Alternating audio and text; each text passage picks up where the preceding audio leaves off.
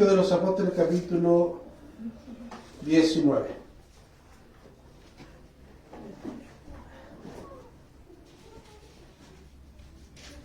Hechos de los Apóstoles. Toma asiento, no vamos a leer ningún específico.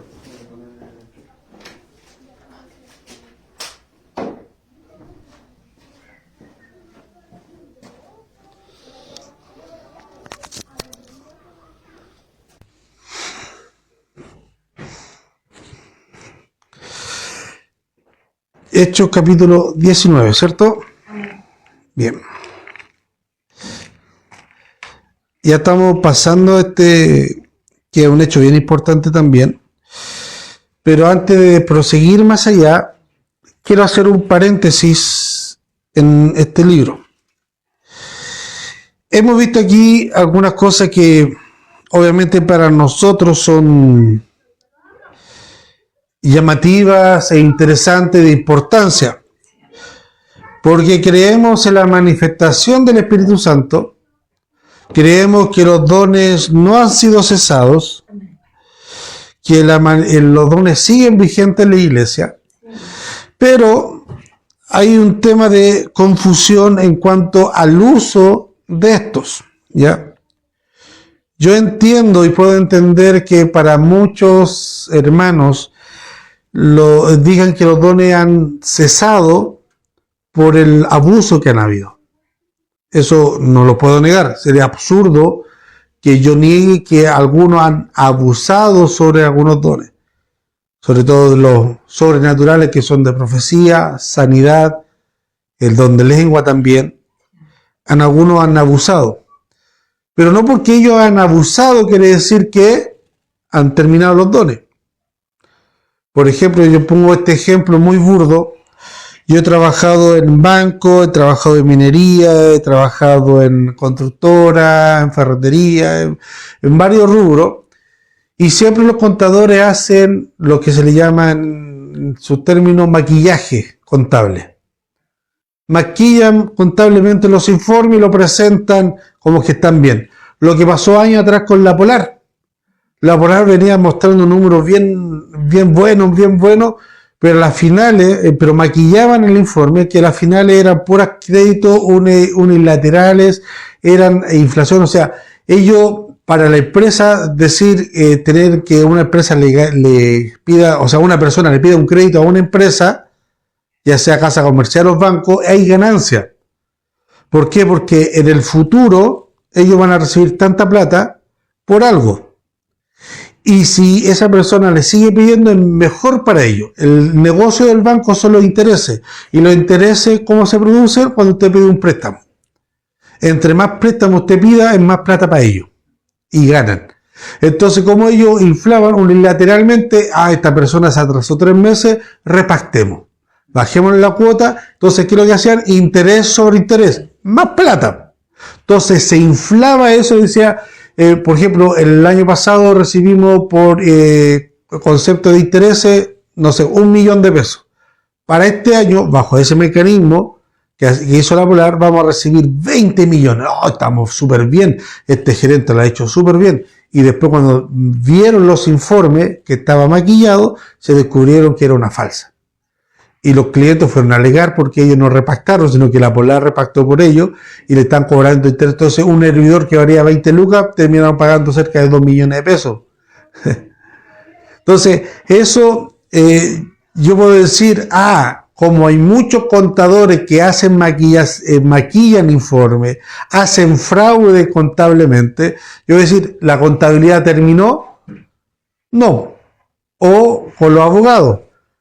Entonces, no porque algunos abusan sobre los dones, quiere decir que los dones han terminado o han cesado. Ahora, para hablar de los dones, o para decir, mira, la evidencia es que esto lo que hacen ellos no es del Espíritu. Y yo te decir, obviamente no es del Espíritu. Si me poní como profeta Guillermo Maldonado, como evidencia te voy a decir, obviamente que ese hombre no es profeta. Porque no se ha cumplido ninguna cosa que ha dicho. Me acuerdo cuando empezó a reprender al COVID, a inicio cuando fue la pandemia, que él lo eliminó. 2 doritos después, a 2 días creo, cuarentena en su país. Si me ponía un falso profeta, a un falso curandero, como evidencia de que, producto de que ese que hace milagros de sanidad es falso, yo voy a decir claramente que es falso. Claramente que, pero lo que yo he visto, por eso los discípulos decían, lo que hemos visto, lo que hemos oído, hablamos.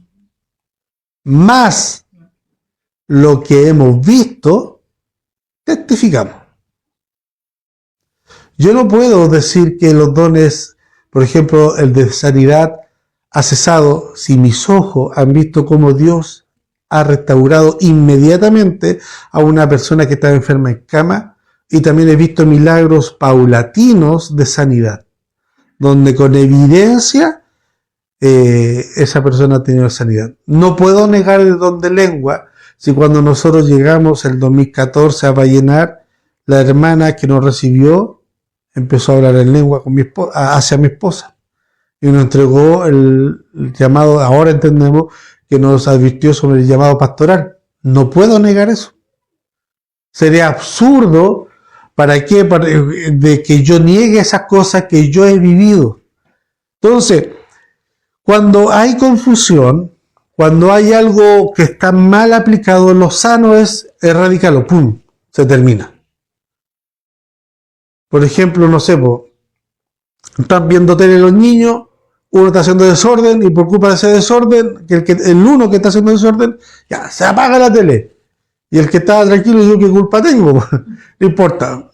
Ley pareja para todo no es dura. Se erradica. Entonces, nosotros, o sea, yo creo, pero porque el que yo crea no quiere decir que implícitamente usted va a creer, o yo la estoy coaccionando para que usted también crea. No, usted es libre de creer bíblicamente, ¿ya? Pero yo creo que los dones continúan y están vigentes para la iglesia.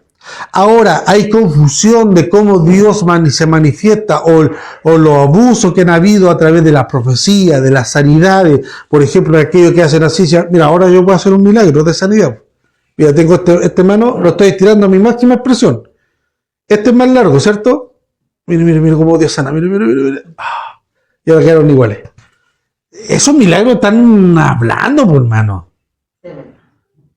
Esos milagros están ofreciendo por todos lados, apóstoles, cualquiera, la Linnea Difón acá cuando estuvo, creo, si no me acuerdo dónde, el Billy Bunte, donde el Chaparro, mostrando esa evidencia de sanidad, por hermano, si hasta yo lo puedo hacer acá, en un lugar piñufla, que no hay buen equipo, audio, no hay LED, y hice este milagro, y no veo a ninguno de ustedes llorando más encima. Peor aún.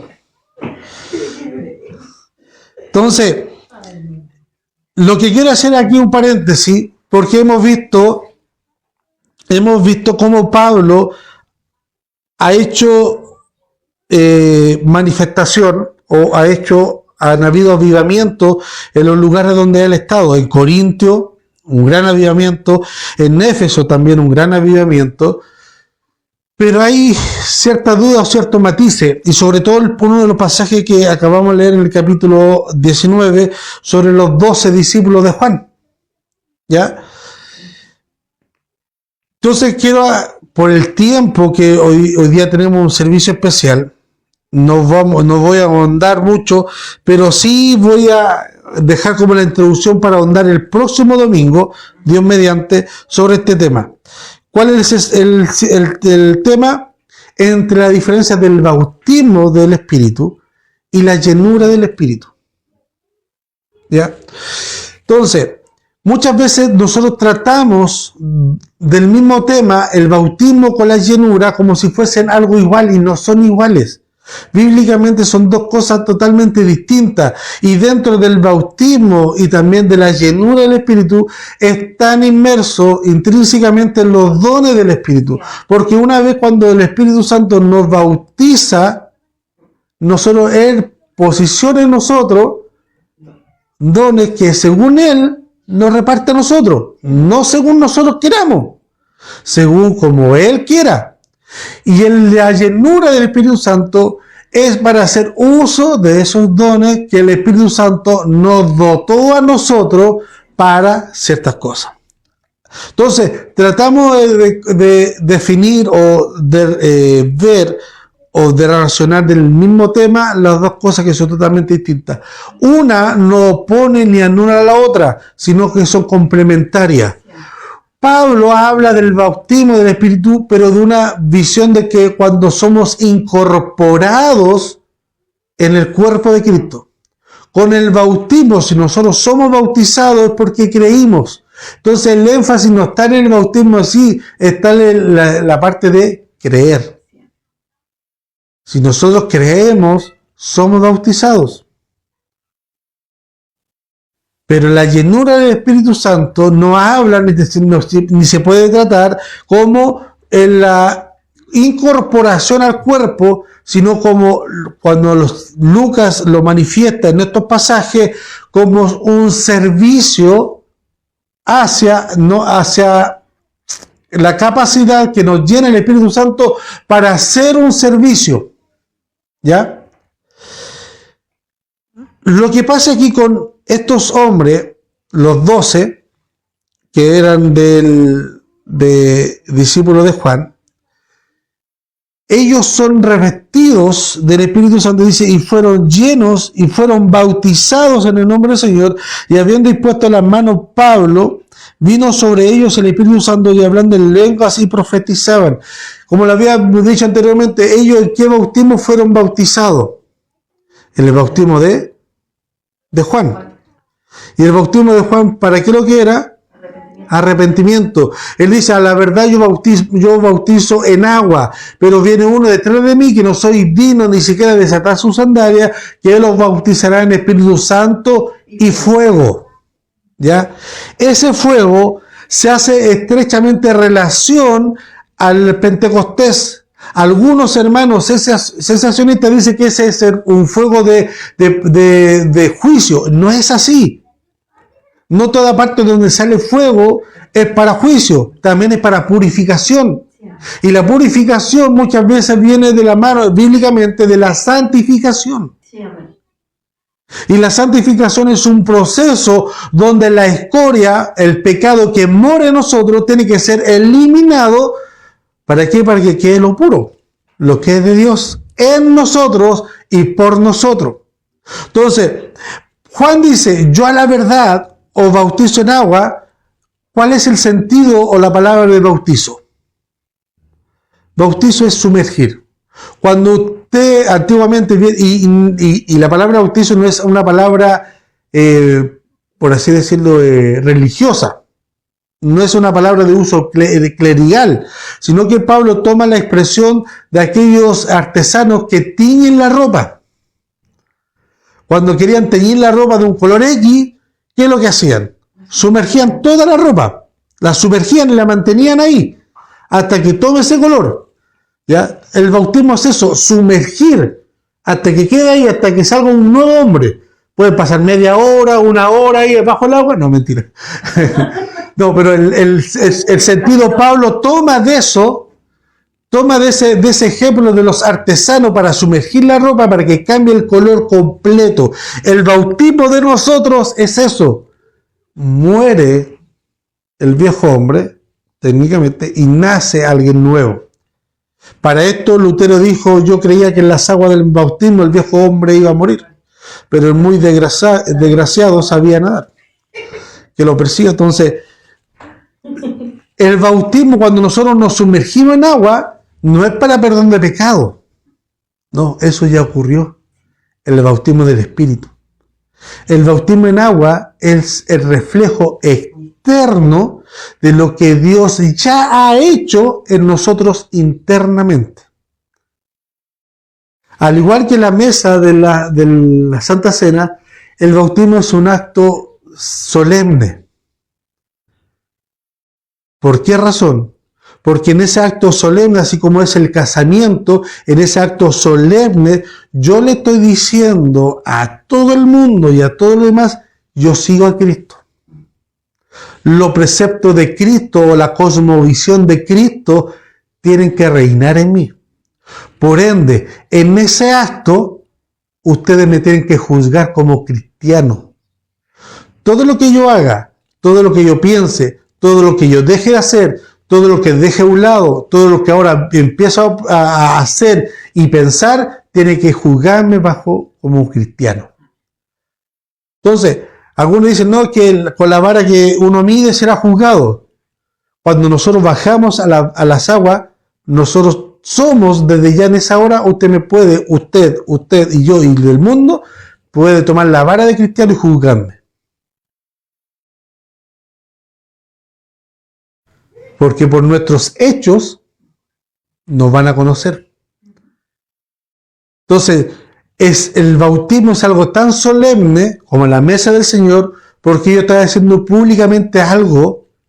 Por ejemplo, cuando yo me casé, yo le dije sí a mi esposa y le dije no a todas las mujeres del universo. A todas las mujeres del mundo. Le dije no, a ustedes no me interesan. Lo que me interesa es mi esposa.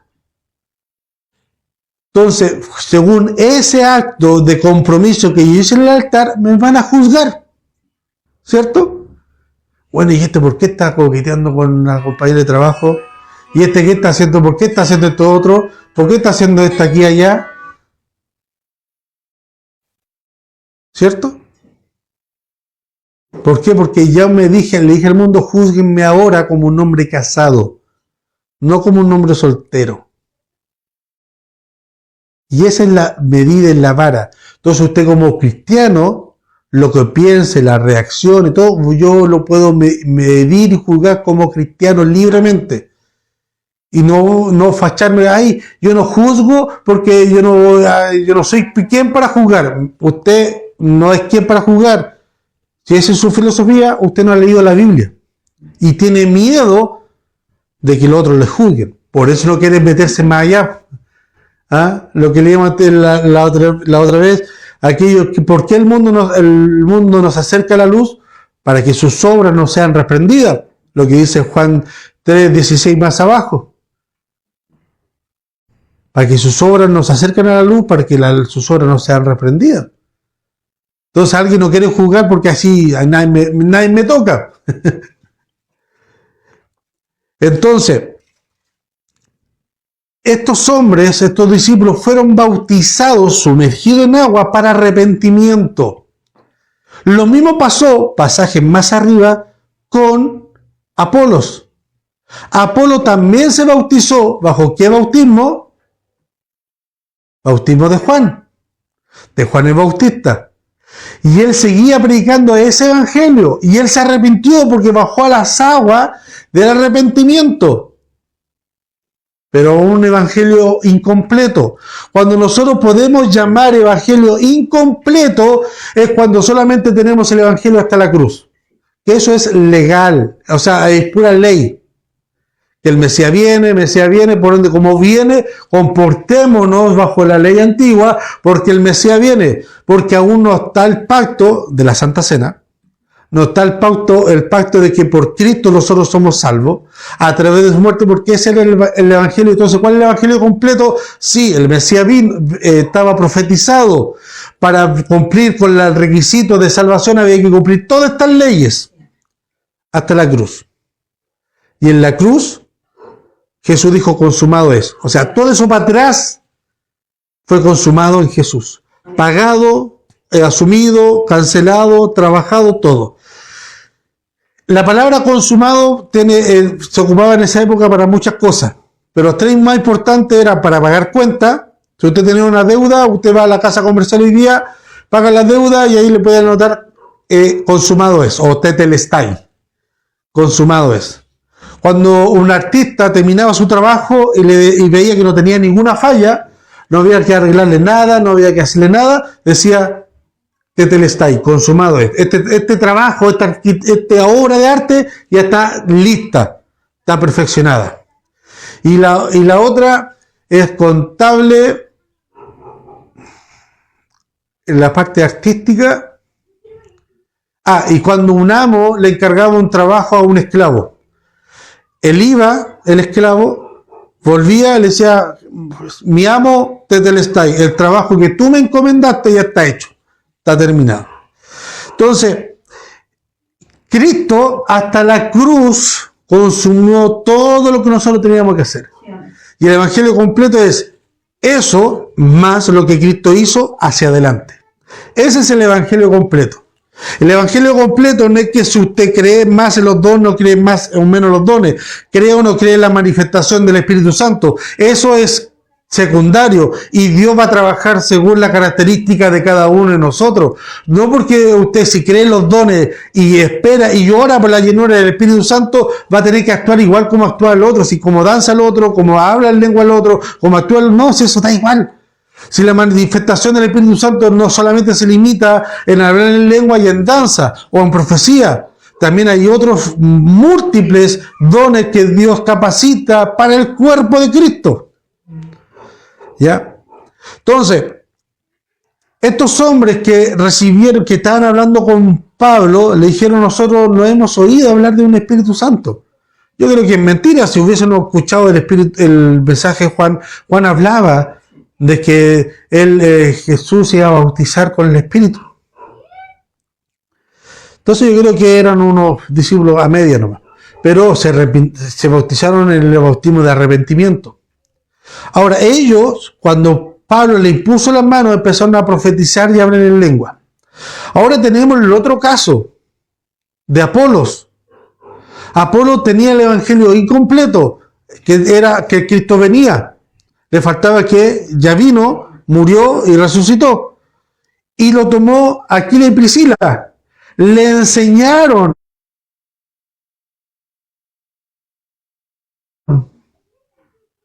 Le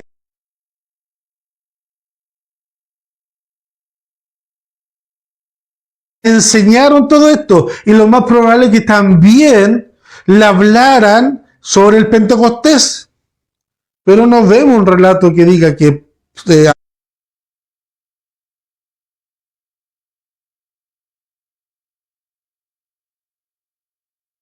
Apolos empezó a profetizar, a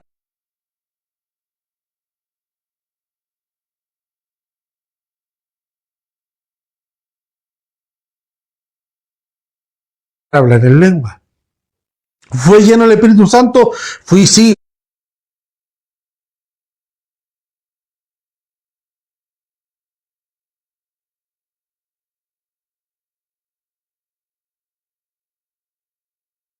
Fue lleno del Espíritu Santo, porque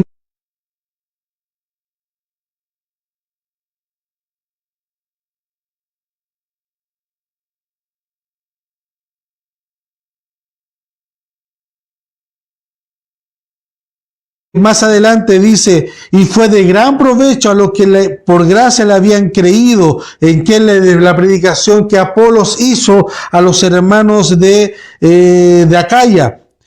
Porque, y dice el versículo 28, porque con gran vehemencia refutaba públicamente a los judíos, demostrando por las escrituras que Jesús era el Cristo.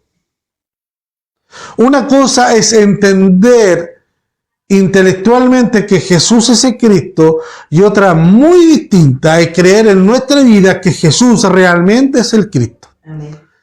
Y eso solamente es la misión del Espíritu Santo. El Espíritu Santo nos guía a toda verdad y a toda justicia. Nuestra justicia es Cristo, nuestra verdad es Cristo. El Espíritu Santo nos guía hacia Cristo y Cristo nos guía hacia el Padre.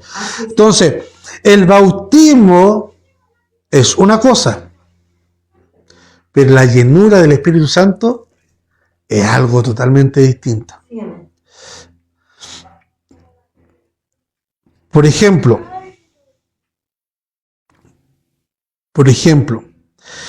tenemos acá, tenía anotado acá y se me ocurrió algunos pasajes a considerar. Por ejemplo, la visión de Pablo versus a la visión de Lucas respecto al Espíritu Santo es muy distinto, pero los dos son complementarios.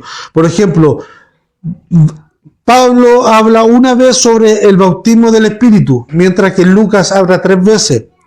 Pablo habla una vez sobre ser lleno del Espíritu. Lucas habla 9 veces. Pero Pablo siempre lo hace en la función de que nosotros somos llenos y somos bautizados para ser parte del cuerpo de Cristo. Vamos a Efesios capítulo 5.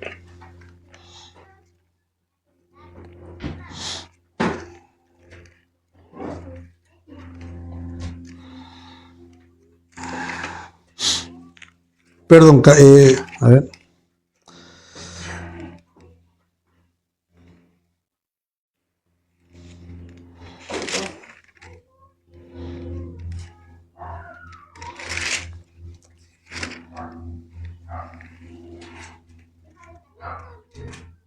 Capítulo 4. Capítulo 4, vamos a leer del versículo 1 en adelante. Dice: yo pues, preso en el Señor, os ruego que andéis como es digno de la vocación por el cual fuisteis llamados, con toda humildad y mansedumbre, soportaos con paciencia los unos a los otros en amor, solícitos en gratitud, la unidad del Espíritu en el vínculo de la paz, un cuerpo, un espíritu, como fuisteis también llamados en una misma esperanza de vuestra vocación, un Señor, una fe, un bautismo, un Dios y un Padre de todo. Pablo, cuando habla del bautismo, habla que nosotros ya fuimos injertados a la vid verdadera. Que nosotros ya somos injertados a la vid verdadera. ¿Ya? Usted, si es bautizado, si lo hizo con esa solemnidad, se bautizó en las aguas, usted ya es parte de la vid verdadera. Vuelvo a decir, aquí cada uno tiene que escudriñar sus corazones. Yo vengo de un trasfondo donde el bautismo se hacía por aspersión. Y a mí me bautizaron cuando era cabro chico. ¿Ya? O sea, ni siquiera me preguntaron. ¿Ya? A mí me bautizaron por aspersión y me hacían cuando era guagua. Entonces, aquí cada uno tiene que escudriñar su corazón y su conciencia.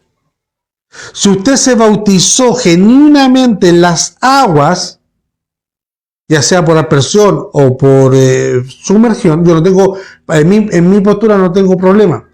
Porque si alguien que está postrado en cama se va a bautizar, no lo va a meter en una piscina, sino que hay con una aspersión, o sea, ¿qué es lo que es aspersión?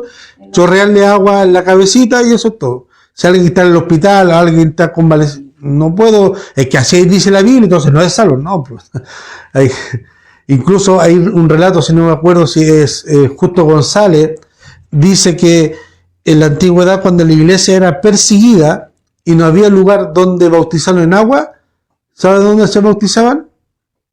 En la arena. Los enterraba en la arena. Eso es extremo. ¿Ya? Pero, entonces, en cierta medida, si están las posibilidades del bautismo como debe ser, se hace. ¿Ya? Entonces, volviendo. Entonces, cada uno en nuestro corazón debemos escudriñar y ante la presencia de Dios, decir si yo me bauticé con conciencia plena de mi regeneración o solamente por cumplir los estándares religiosos o sacramentales de la institución donde estaba. Si yo lo hice en plena conciencia de la regeneración que Cristo hizo en mí y yo accedí y me sumergí en agua, yo soy parte de la vid verdadera. Y solamente el labrador puede cortarme a mí. Y hasta el momento el labrador no hay ninguna intención de sacarme de parte de la vid verdadera. Sino que él me dice que el que sea cojo, siga con su cojera. Entonces, esa es la seguridad de la salvación. Por eso yo predico la seguridad de que nosotros somos salvos. ¿Siempre salvo? Sí, porque estamos en la gracia de Dios. Pero eso no me da licencia para pecar y hacer la tontera que yo quiera. Porque si yo hago la tontera que yo quiero, el Espíritu que mora en mí me dice, oye, no, eso está malo. Y si no siento esa vocecita, entonces tengo una ilusión de que soy salvo. Pero si yo me sumergí a las aguas, quiere decir que yo estoy parte de la vid verdadera. Y no porque usted, hermano o hermana, por X motivo se cambie de iglesia, usted ya dejó de ser parte de la vid verdadera. Como supuestamente dijo el apóstol Cruchaga. Y más encima rompió una plantita, un ficus, para graficar semejante herejía. Que rompió la rama de un ficus, me duele, o yo estoy muy viejo ya que me duele que hagan tirar las plantas. Sacó la rama de un ficus, la partió y dijo, usted está fuera, si no se viene a la iglesia, está fuera de la parte de la cobertura, me se hace pasar él como la vida verdadera. Entonces, si usted se va de la iglesia, por X motivo, usted no deja de ser parte de la... El único que tiene el poder, la autoridad para cortarlo es Dios, no el pastor, no la denominación, y esos falsos profetas. El único que tiene el poder para sacarlo de la vid es Dios. Sí, amén. Él es el jardín. Entonces, el bautismo nos entrega a nosotros las arras del Espíritu, que arra es un término también contable, que es la garantía. Es que es la garantía de que Él va a volver a recuperar lo que es suyo. Por ejemplo, Pastora Yamín, yo voy a comprar, no cigarros, voy a comprar una Biblia, te dejo esto como garantía de que voy a volver a venir a buscar eso que yo dejé. Algo tan valioso como algo que yo tengo que sí o sí venir a buscarlo. Entonces el Espíritu deja las arras del Espíritu y dice, y tomaré de lo mío, que está en nosotros. Entonces la seguridad de la salvación que nosotros tenemos que vivir como seguros de nuestra salvación, pero arrepentidos diariamente de nuestra pecaminosidad. De que teniendo una salvación tan grande, muchas veces la descuidamos. Muchas veces la descuidamos. No la vamos a perder, porque no está en mí, no está en usted, está en Dios. Pero la podemos descuidar, sí, la podemos descuidar. Podemos caer de la gracia, sí, podemos caer de la gracia.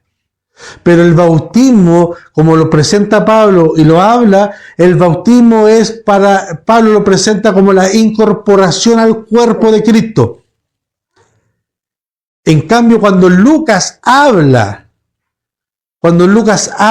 de la llenura del Espíritu Santo, lo habla para el servicio mayoritariamente y también para santificación, pero mayoritariamente para dotarnos a nosotros en el servicio que Dios nos ha especificado en cierto punto. Entonces, primero, decir que los dones de Dios han cesado por culpa de algunos que han mal ocupado, han hecho estrago con los dones, han hecho lo que han querido con estos pseudodones, no es así. El Espíritu Santo está vigente en la iglesia. Y el Espíritu Santo, como está vigente en la iglesia, capacita con dones a la iglesia para cumplir su misión aquí en la tierra hasta cuando Cristo venga. ¿Ya? Creo que esta predicación como introducción a este tema, y Dios mediante quiero ahondar más en la próxima predicación, trayendo pasajes, estudiando cada pasaje, tanto del bautismo como la llenura y también los dones espirituales que siguen vigentes, pero creo que como introducción ha cumplido la labor. Y una cosa, hermanos, tengamos seguro, nosotros somos parte del cuerpo de Cristo. Por ende, podemos acercarnos confiadamente a la mesa del Señor y confiadamente podemos participar de los dones del Señor, de su Espíritu en nosotros. Podemos participar y edificar a la iglesia. Podemos hacer muchas cosas porque ya estamos parte de. No somos visitas. El Espíritu Santo no es visita en nosotros. El Espíritu Santo mora en nosotros. Amén. Y también otra seguridad, nosotros tenemos dones. Dios, cuando no bautizó al Espíritu Santo, nos repartió dones. Debemos saber cuál es y cómo trabajarlo, que es muy distinto. Saber qué dones Dios ha depositado en nosotros y trabajarlo para la obra de Dios.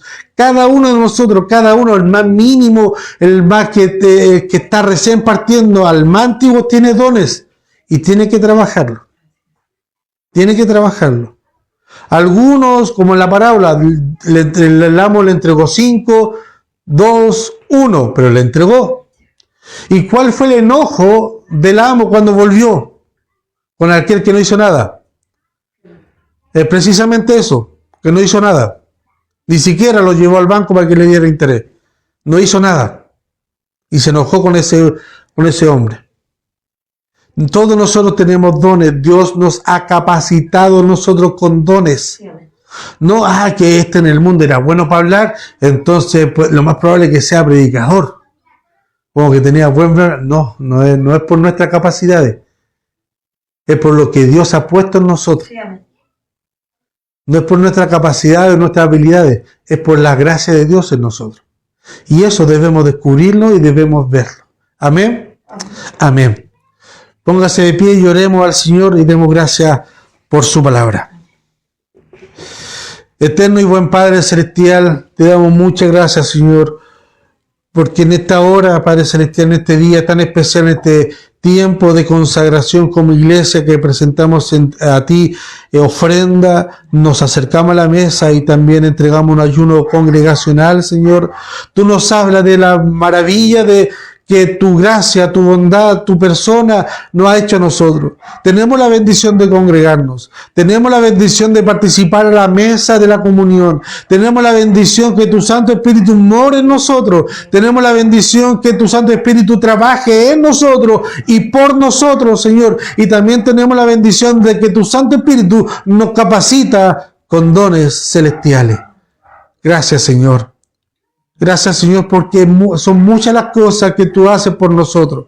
Ayúdanos a ser diligentes. Ayúdanos a ser hallado obrero fiel que traza bien la palabra de verdad. No solamente que la traza, sino que sabemos ocupar correctamente los dones que tú has depositado en nosotros. Ayúdanos a trabajarlo. Ayúdanos, Padre Celestial, a identificar qué dones tu Santo Espíritu ha puesto en nosotros para poder trabajarlo, cosa que cuando llegue el día, en aquel día, cuando tú nos pidas cuenta, no te avergüences de nosotros, Señor. Ayúdanos a entregarte, Padre Celestial, eso, lo más mínimo. Y cuando te entregamos lo más mínimo, tú nos vas a decir, bien, buen siervo fiel. En lo poco fuiste fiel, en lo mucho te pondré. Ayúdanos, Señor, a ser fiel con aquello que tú nos has entregado. Danos la capacidad, danos la, Padre Celestial, en la personalidad para poder ejercer lo que tú nos has llamado. Padre bendito, gracias te damos por todo y en todo, a través de Jesús, nuestro Salvador. Amén y amén. Por favor. Bien, vamos a pasar a...